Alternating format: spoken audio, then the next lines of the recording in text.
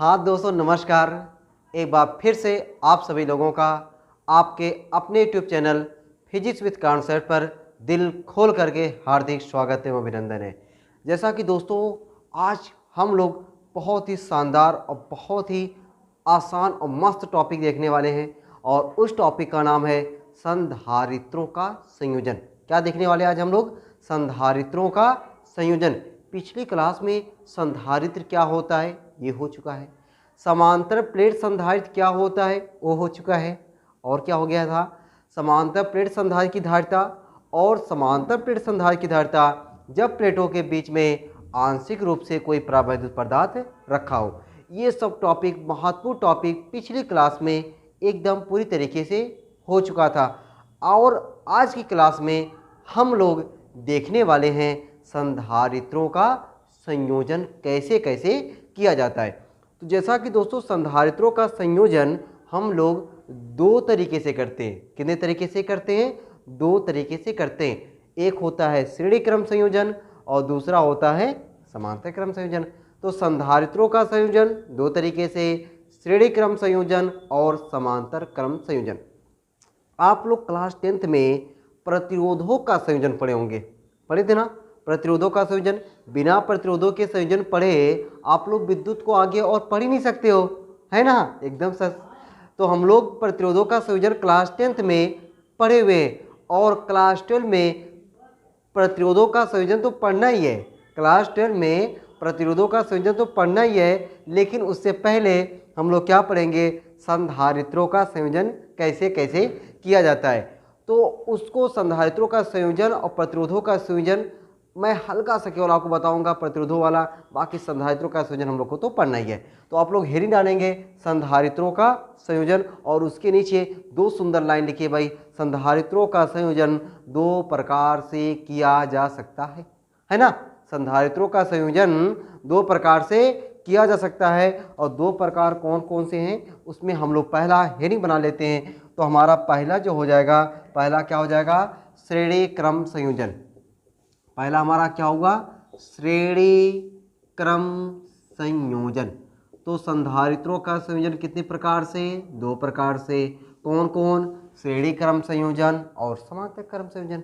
श्रेणी क्रम संयोजन और समांतर क्रम संयोजन। अब सर ये श्रेणी क्रम संयोजन होता क्या है? जिसे इंग्लिश में बोलते हैं सीरीज कॉम्बिनेशन। क्या बोलते हैं भाई इसको? Series, SERIES, series combination. ठीक है। अब ये सर सीरीज कॉम्बिनेशन होता क्या है, जरा हम लोगों को बहुत ही अच्छे तरीके से एक बार समझा दीजिए। देखो भाई, डिफिनीशन तो कुछ और है, समझना हमको कुछ और है। डिफिनीशन ना तो कभी पूछा जाता है, डिफिनीशन में बता दूंगा, लेकिन यहाँ पे श्रेणी क्रम संयोजन की डिफिनीशन हमको लिखना थोड़ी है। ठीक है। जब भाई डिफिनीशन पूछा नहीं जाता, डिफिनीशन से मतलब नहीं है, तो क्या जरूरत है झुआ भर की डिफिनीशन, उतनी बड़ी 4 लाइन 5 लाइन की डिफिनीशन लिखने को? एकदम नहीं। ठीक है। समझते हैं कि श्रेणी क्रम संयोजन होता क्या है। श्रेणी क्रम संयोजन भाई ये होता है जब एक के बाद एक, बस यही याद रख लो, एक के बाद एक अगर जुड़ा हो, एक संधारित्र के बाद दूसरा संधारित्र जुड़ा हो, उसे कहेंगे श्रेणी क्रम संयोजन। एक के बाद जुड़ा हो तो श्रेणी क्रम संयोजन, और एक के ऊपर एक जुड़ा हो तो होता है समांतर क्रम संयोजन। ठीक है। अभी वो समांतर क्रम जब आएगा तो मैं बताऊंगा कि एक के ऊपर कैसे है और एक के बाद एक यहाँ पे कैसे। पहले इसको समझो। हमने क्या बताया भाई? श्रेणी क्रम संयोजन क्या है कि एक के बाद एक के बाद एक जुड़ा हो तो क्या है? श्रेणी क्रम संयोजन। एक के बाद एक जुड़ा है तो श्रेणी क्रम संयोजन। देखो भाई कैसे, फिगर पहले समझो ध्यान से। संधारित्र का फिगर तो बताए थे ना कि संधारित्र का फिगर कैसे होता है। ठीक है। देखो भाई, ये होगा हमारा पहला संधारित्र। हाँ सर, ऐसा तो बताए थे आप कि ये संधारित्र का सिंबल है, ये पहला संधारित्र। ये देखो एक के बाद एक है कि नहीं? एक संधारित्र, ये पहला संधारित्र, पहले के बाद दूसरा, दूसरे के बाद तीसरा। ऐसा आपको मन कर रहा है हजारों जोड़ डालो, आपकी इच्छा है ऐसे ऐसे हजारों का डालो। क्या जरूरत है? हो जरूरत? एकदम नहीं जरूरत है सर। 2 3 तो पर्याप्त है, तो 3 बहुत है। हमने इस तरीके से एक के बाद एक कितने ले लिए? 3 संधारित्र। इसको जोड़ दिया।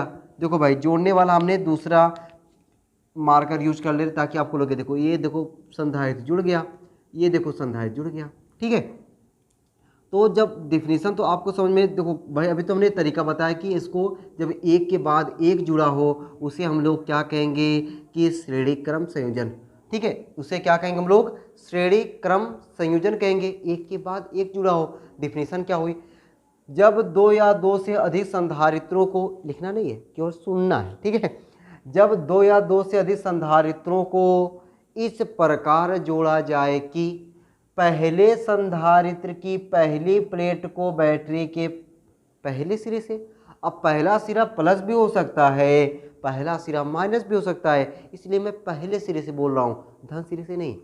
जब दो या दो से अधिक संधारित्रों को इस प्रकार जोड़ा जाए कि पहले संधारित्र की पहली प्लेट को बैटरी के पहले सिरे से, पहले संधारित्र की दूसरी प्लेट को दूसरे संधारित्र की पहली प्लेट से, पहले संधारित्र की दूसरी प्लेट को दूसरे संधारित्र की पहली प्लेट से, दूसरे संधारित्र की दूसरी प्लेट को तीसरे संधारित्र की पहली प्लेट से जोड़ते हुए अंतिम संधारित्र की दूसरी प्लेट को बैटरी के दूसरे सिरे से जोड़ देते हैं।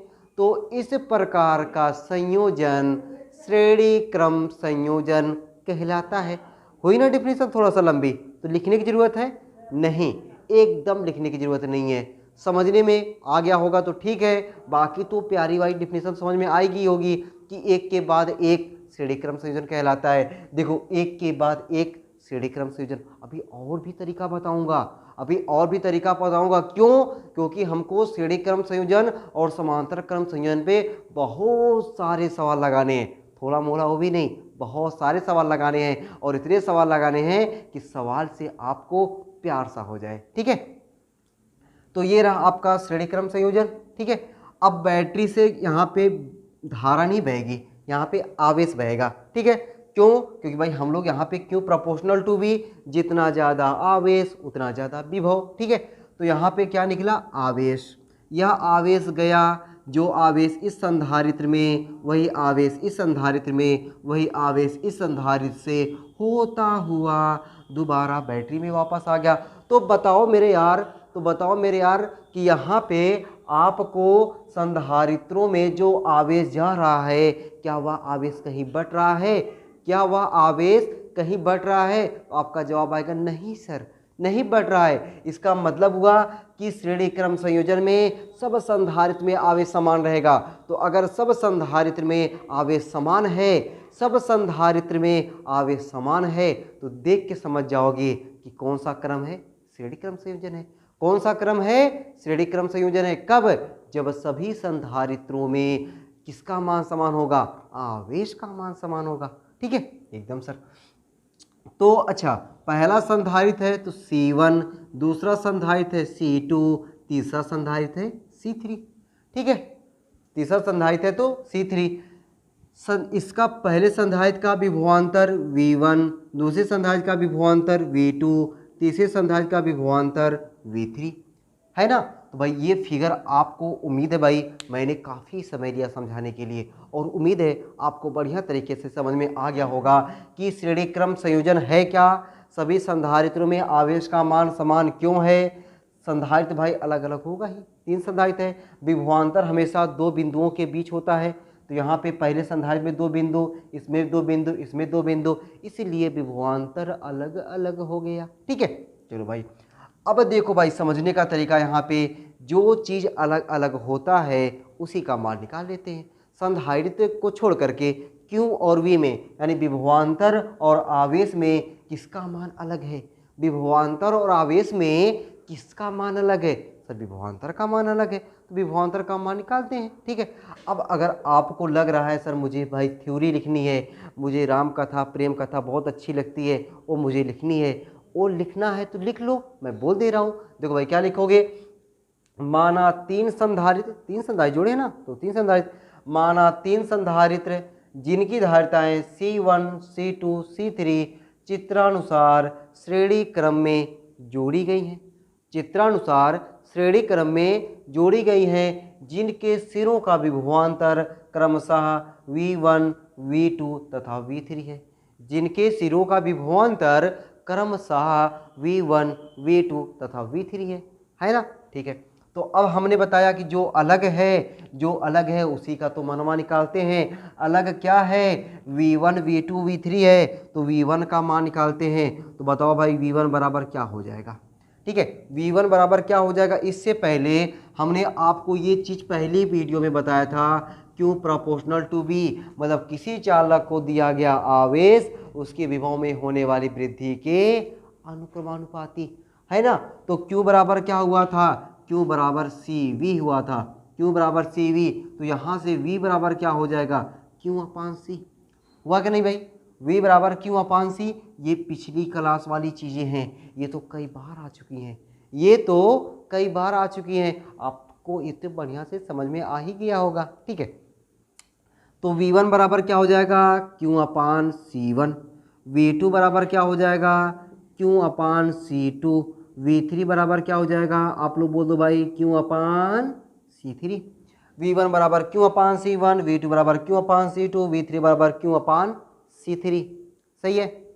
अगर हम मान लें कि जो बैटरी का कुल वोल्टेज V हो तो वह V1, V2, V3 के योग के बराबर होगा। ठीक है, एकदम सर सही है। तो नीचे क्या लिख दे भाई, यदि कुल विभव कैपिटल V हो तो बहुत कम शब्दों में हम लोग कवर करने वाले हैं, बहुत ज़्यादा थ्योरी लिखने की जरूरत नहीं है ना। हाँ एकदम। तो V बराबर V1 plus V2 plus V3। अब इसको आपको देख करके यहाँ पे आइडिया लगना चाहिए कि हम लोग क्या करेंगे आगे। बस कुछ नहीं, V1, V2, V3 का मान रखेंगे, और क्या कर सकते हैं। V1 का मान रखते हैं Q अपान C1, V2 का मान Q अपान C2, V3 का मान Q अपान C3। तीनों में क्या कॉमन दिख रहा है, तीनों में कॉमन क्या दिख रहा है, Q का कॉमन दिख रहा है, तीनों में Q का कॉमन दिख रहा है। तो V बराबर क्या हो गया, Q का कॉमन ले लिए, 1 अपान C1 प्लस 1 अपान C2 प्लस 1 अपान C3। V अपान Q कर दे, V अपान Q बराबर 1 अपान C1 प्लस 1 अपान C2 प्लस 1 अपान C3। अगर ये 1 अपान C1 है तो V अपान Q का मान 1 अपान C हो जाएगा। ऐसे समझ सकते हो।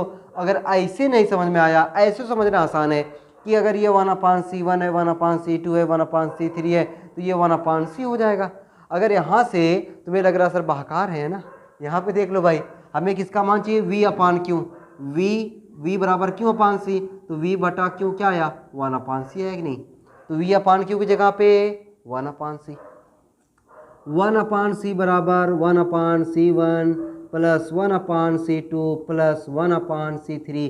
लो भाई, यही आ गया, क्या आ गया सर, यही आपका आ गया श्रेणी क्रम में जुड़े संधारित्रों की तुल्य धारिता का सूत्र।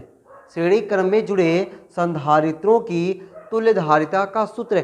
कभी अगर कक्षा 10 पढ़े हो, बिना कक्षा 10 पढ़े तो बाहर हम आए नहीं। ठीक है, कि जब कक्षा 10 में हम लोग पढ़े थे प्रतिरोधों का संयोजन, तो श्रेणी क्रम वाले में वहाँ पे R बराबर R1 plus R2 plus R3 आता था। R बराबर R1 plus R2 plus R3 आता था। लेकिन यहाँ पे श्रेणी क्रम वाले में 1 अपान C बराबर 1 अपान C1 प्लस 1 अपान C2 प्लस 1 अपान C3 आ रहा है। इससे निष्कर्ष क्या निकला आपको, इससे निष्कर्ष ये निकला कि आपको भेजे में ये बात ध्यान रखनी है कि जो प्रतिरोधों में जो श्रेणी क्रम होता था वही समझो कि यहाँ पे समांतर हो जा रहा है, और जो समांतर होता था ये श्रेणी हो जा रहा है। फिर मैं बात को रिपीट कर रहा हूँ, जो वहाँ पे श्रेणी होता था प्रतिरोधों वाले में, यहाँ पे क्या हो गया, समांतर वाला सूत्र जो समांतर बनता था ना, वहाँ पे समांतर क्या बनेगा, वहाँ पे प्रतिरोधों वाले में 1 अपान R बराबर 1 अपान R1 प्लस 1 अपान R2 प्लस 1 अपान R3। लेकिन यहाँ पे देखो वो वाला बन गया। मतलब ऐसे आपको याद रखना है कि मतलब प्रतिरोधों वाला उल्टा संधारित्र में और संधारित्र वाला उल्टा प्रतिरोधों में, याद हो जाएगा एकदम ना। प्रतिरोधों वाला उल्टा संधारित्र में, संधारित्र वाला उल्टा प्रतिरोधों में। एक याद करो ना, प्रतिरोधों का उल्टा संधारित्र में, बस। ठीक है, चलो भाई, तो ये रहा आपका कि श्रेणी क्रम संयोजन में तुल्य धारिता का हम लोग सूत्र कैसे निकालते हैं। ठीक है, अब यहाँ पे आपको 2-3 पॉइंट नोट पॉइंट लिखनी जरूरी है ना।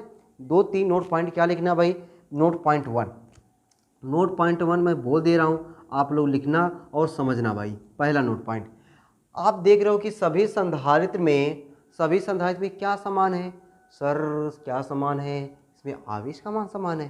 कैसे, जो आवेश इसमें वही आवेश इसमें, वही आवेश इसमें। तो क्या लिखोगे भाई नोट पॉइंट 1 में कि श्रेणी क्रम संयोजन में प्रत्येक संधारित्र में आवेश का मान समान होता है। ठीक है, किसका मान समान होता है, आप लोग शुद्ध तरीके से, मतलब पूरा फुल सेंटेंस लिखना, मैं शॉर्टकट लिख दे रहा हूँ, आवेश का मान समान। ठीक है, क्या मान समान होता है, आवेश का मान समान होता है। किसका मान अलग होता है, चित्र देख करके बता दो, विभवांतर का मान अलग। ठीक है, विभवांतर क्या होता है, अलग होता है, विभवांतर अलग अलग, विभवांतर अलग अलग। ठीक है, अच्छा अगर मान के चलो भाई 2 माइक्रोफैरड का 3 संधारित्र हैं, 3 संधारित्र नहीं है ना, 2 माइक्रोफैरड के 3 संधारित्र हैं, और हमने उसको जोड़ दिया श्रेणी क्रम में, हमने उसको जोड़ दिया श्रेणी क्रम में। तो 2 माइक्रोफैरड के 3 हैं, तो 1/2 प्लस 1/2 प्लस 1/2 बराबर है 1/c। बोलो भाई क्या हो जाएगा, हर बराबर है, अंश आपस में जुड़ जाएगा, तो 1/c बराबर 3/2 है ना, तो c बराबर पलट दो 2/3। 2/3 का मतलब 1 से कम, 2/3 का मतलब क्या हुआ, 1 से कम। अरे भाई नीचे वाला ज़्यादा है, 1 से कम आएगा ना, एकदम सिंपल सी बात है सर। तो इसका मतलब है कि भाई तुल्य धारिता का मान क्या आया, 1 से कम आया। तुल्य धारिता का मान 1 से कम आया, कब, जब आपने 2 लिया हुआ था, मतलब आपने ज़्यादा लिया कम आ गया। इसका मतलब है कि अगर आपको तुल्य धारिता का मान कम चाहिए, तुल्य धारिता का मान कम चाहिए, तो प्रतिरोधों को श्रेणी क्रम में जोड़ेंगे। ठीक है, तो दूसरे नोट पॉइंट में आप लोग ये लिखेंगे, इसको नहीं लिखने की जरूरत भाई, ये तो आपको क्यों समझने के लिए मैंने बताया ना कि तुल्य धारिता का मान कम आया या ज़्यादा आया, इसके लिए। बाकी नोट पॉइंट 2 में आप लोग क्या लिखेंगे भाई कि तुल्य धारिता का मान कम प्राप्त करने के लिए, देखो 2 था, कितना आया, 1 से कम आया ना, तो तुल्य धारिता का मान कम प्राप्त करने के लिए प्रतिरोधों नहीं, संधारित्र पढ़ रहे हैं, तुल्य धारिता का मान कम प्राप्त करने के लिए संधारित्रों को श्रेणी क्रम में जोड़ते हैं। तुल्य धारिता का मान कम प्राप्त करने के लिए संधारित्रों को किस में जोड़ते हैं, श्रेणी क्रम में जोड़ते हैं। ठीक है, तो ये रहा भाई आपका पूरी तरीके से श्रेणी क्रम संयोजन। ठीक है, श्रेणी क्रम संयोजन आपको बहुत ही अच्छे तरीके से समझ में आ गया होगा, बहुत डिटेल से बताए हैं। ठीक ना, उम्मीद है कहीं भी आपको कोई दिक्कत परेशानी नहीं रहेगी। अब हम लोग क्या देखने वाले हैं भाई, समांतर क्रम संयोजन क्या होता है। ठीक है, तो पहले आप लोग इसको बढ़िया तरीके से नोट कर लें। ठीक है,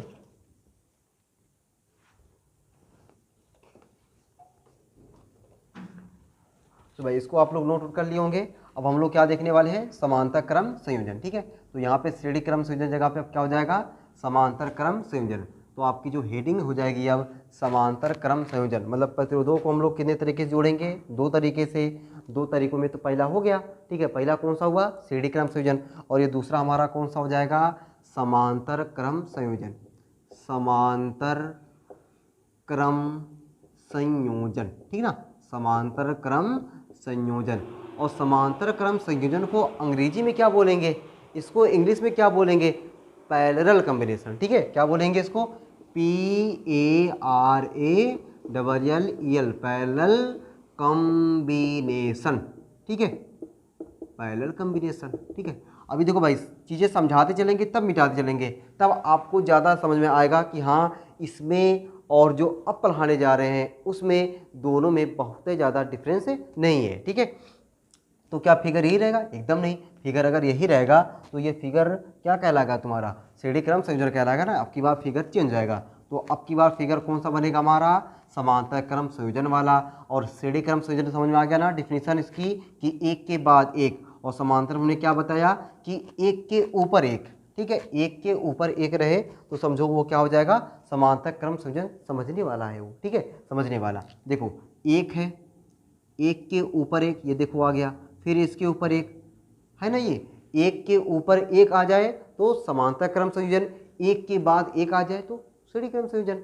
अब देखो इसमें सभी को एक बिंदु पर लाके जोड़ दो, ए या इसको ऐसे जोड़ दो, इसको भी भाई ऐसे जोड़ दो।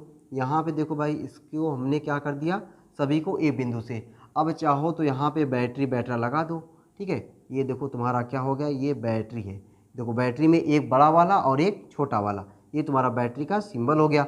जो छोटा वाला होता है वह क्या सिंबल होता है, माइनस का, और बड़ा वाला क्या होता है, प्लस का, ठीक है। 3 संधारित है, सबकी धारिता अलग अलग होगी, तो C1, C2 और C3।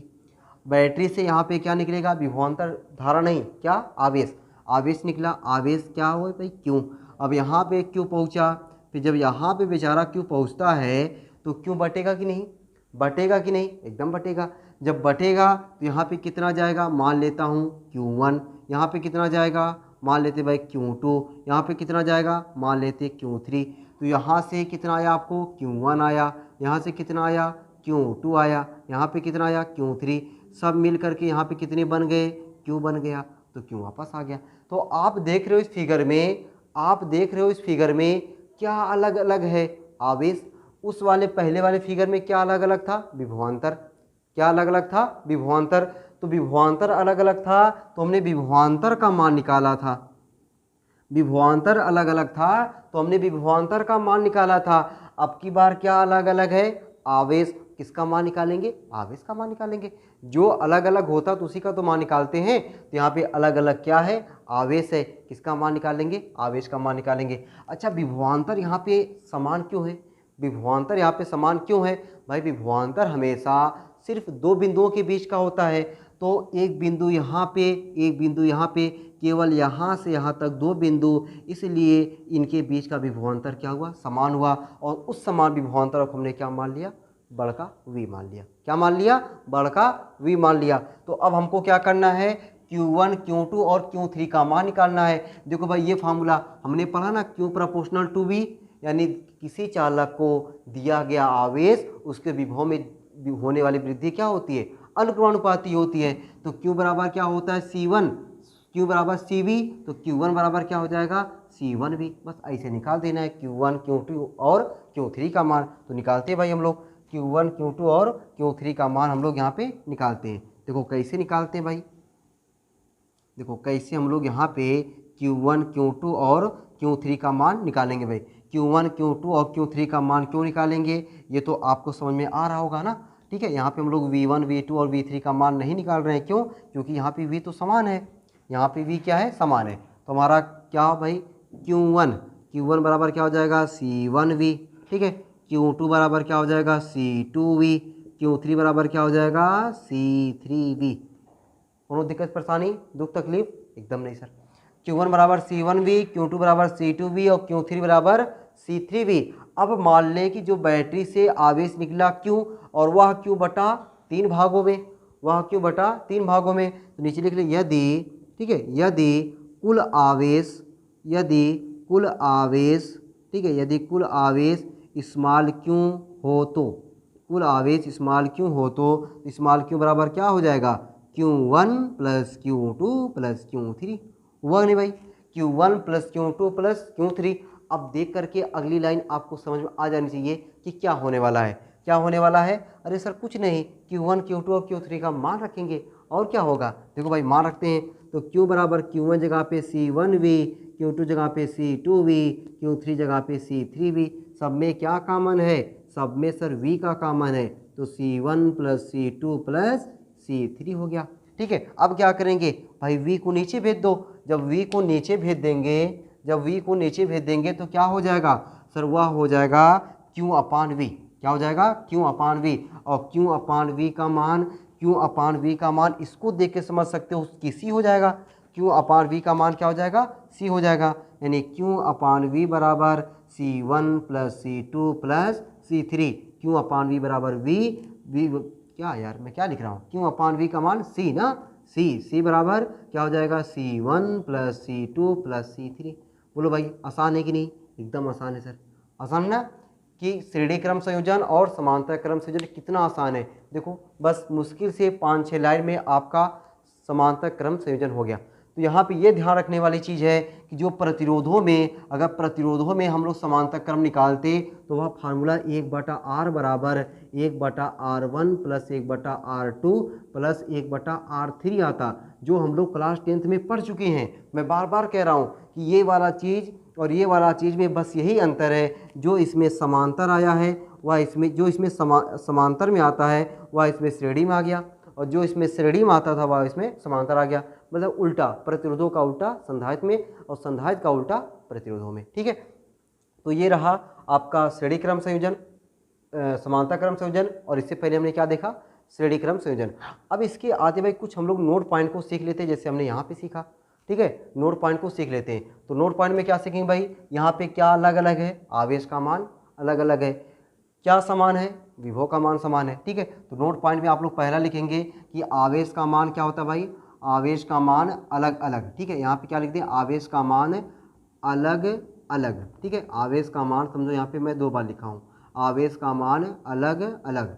ठीक है, विभवांतर का मान क्या होता है, विभवांतर का मान समान होता है, विभवांतर का मान क्या होता है, समान होता है। ठीक है, अच्छा अगर मैं 3 संधारित्र जोड़े ना यहाँ पे 1 2 3, 3 संधारित्र 2-2 माइक्रोफैरड के ले लें, 3 संधारित्र 2-2 माइक्रोफैरड के ले लें, तो भाई 2-2 माइक्रोफैरड के ले लेंगे तो तुल्य संधारित्र C बराबर 2 + 2 + 2 कितना हो गया भाई, 6 हो गया। कितना हो गया, 6। लिए कितने थे, 2, आया कितना, 6। बोलो भाई ये ज़्यादा है कि ये ज़्यादा है। अरे यार कोई अंधा आदमी रहेगा ना, सुन के बता देगा कि 6 ज़्यादा है और 2 कम है। मतलब हमने लिए 2, आया कितना, 6। मतलब तुल्य धारिता कम आया कि ज़्यादा, ज़्यादा आया। तुल्य धारिता क्या आया, ज़्यादा आया।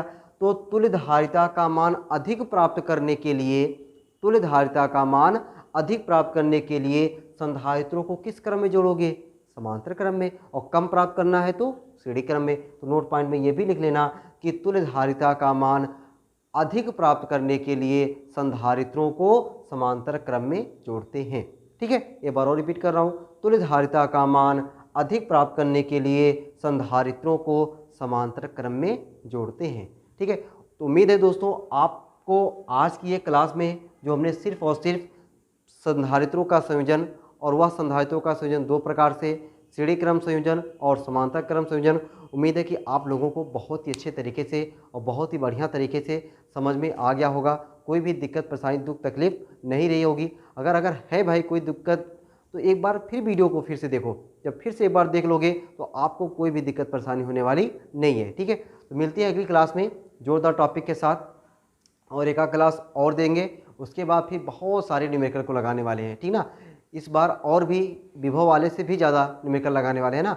और आप लोग न्यूमेरिकल से भाई लगाव रखिए, जितना न्यूमेरिकल लगाएंगे थ्योरी आपकी उतनी ही ज़्यादा मजबूत होती जाएगी। ठीक है, बहुत सारे लोग क्या होते हैं भाई, थ्योरी को बहुत अच्छे से पढ़ेंगे और न्यूमेरिकल आ जाएगा मुंह ऐसा बना लेंगे, पूछो मत। तो भाई वहाँ पे न्यूमेरिकल में मुंह नहीं बनाना है ना, मुंह को और अच्छा बना के पढ़ना है, ताकि भाई क्योंकि जितना ज़्यादा हम लोग न्यूमेरिकल लगाएंगे थ्योरी अपने आप उतनी ही ज़्यादा हमारी मजबूत होती जाएगी। ठीक है, मिलते हैं अगली क्लास में अभी और टॉपिक के साथ, फिर उसके बाद न्यूमेरिकल के साथ। तब तक के लिए हंसते रहिए, मुस्कुराते रहिए और ऐसे ही वीडियो का आनंद लेते रहिए। चलो भाई सबको बाय बाय।